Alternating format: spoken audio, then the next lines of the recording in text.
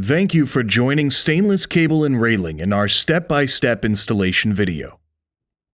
Today, we are going to be reviewing the proper installation procedure for our stainless steel fascia-mounted cable stair system.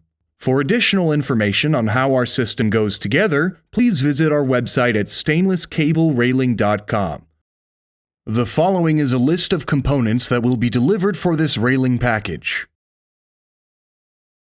Here are the tools that will be needed for this installation.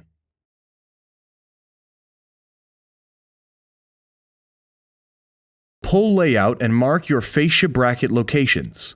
Follow the layout provided for the recommended bracket location. Mark your hole locations.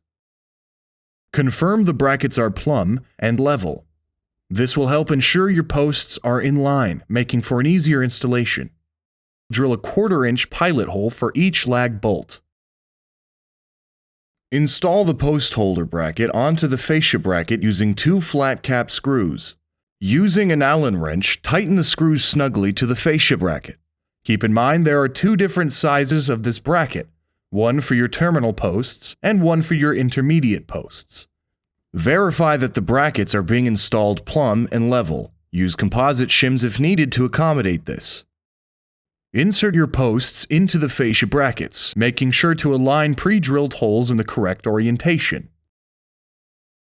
Now that you have all of your posts installed, it is time to secure them to the fascia bracket. Secure the posts by tightening down the fascia bracket screw with an Allen wrench. This is the top rail mounting bracket, and there's a notch on one side. Ensure that the notch is on the uphill side of the stair post. This way, the cable can run through. Dry fit your top rail. Measure the ends to verify equal distance from top to bottom. Make sure your top cap is centered on your top rail mounting bracket and use clamps to secure the components in place. Using a Sharpie, mark your hole locations for the top rail mounting bracket. Drill pilot holes for the top cap. Sand away any burrs and abrade both the top rail mounting bracket along with the inside of the posts. Clean both parts with acetone and prepare them for epoxy. Mount the top rail bracket to the flat bar with self-tapping screws. Use the pilot holes that were pre-drilled in the previous section. Dry fit the top cap and top rail mounting bracket for confirmation of tight, snug fitting.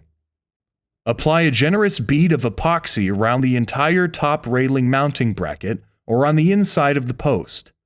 Drop the top rail mounting bracket into the post, making sure to align the notch uphill in line with the cable holes. Wipe off any excess epoxy with a clean, dry rag. Give the epoxy a few hours to set and cure. Locate your field terminals and field tensioners for assembling cable. Starting with your field terminal, insert cable all the way in and make a mark with a pen. This will give you a reference to ensure your cable stays fully inserted while crimping. Applying firm pressure, crimp the terminal onto the cable and repeat this process for all cable runs. Note that over-crimping can result in damage to the fittings. Make sure you have 3 secure crimps on each fitting or the fittings could pull out when tensioning. Gather 1 set of stair washers, acorn nuts, hex nuts, and washers. Thread the fitting through the post. Add stair washer, washer, hex nut, and acorn. Make sure there is enough threading to fully seat the acorn. Repeat this process for each cable run. Time to thread the cable through the entire stair run. Pull the cable tight so there is no slack in it. Mark the cable 2.5 inches from the front face of the post. This will give you enough cable to attach your tensioners. This can be adjusted depending on how much tension you need. Cut the cable at the pre-marked section with the supplied cable cutters. Following the same process as before, insert the cable fully into the field tensioner and make a mark for your reference. Proceed to make 3 crimps on all field tensioners.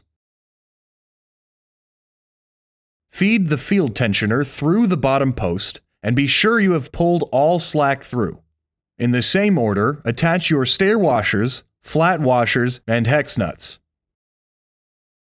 Leave off the acorn nuts for now as you will need room to tension the cables. Apply a small bead of anti-seize and tighten until taut. Time to tension your cables. Starting with the middle cable, tighten it very snug and work your way outward by alternating cables. Install a sacrificial grind nut that will be discarded after grinding. Use a grinder reciprocating saw or hacksaw to remove the excess threading, and then remove and discard the grind nut. Attach final acorn to all threaded tensioners. Finally, apply epoxy to the end caps using the same process as the top rail mounting brackets. Firmly seat the end cap into the top cap and remove excess epoxy using a dry, clean cloth. Lastly, we will be applying a small amount of CitraSurf passivator to help protect your completed stainless cable railing system. Simply wipe a small amount of passivator on each cable, post, and top cap. Now it's time to enjoy your stainless cable railing. Thanks again for watching, and don't forget to contact us at stainlesscablerailing.com.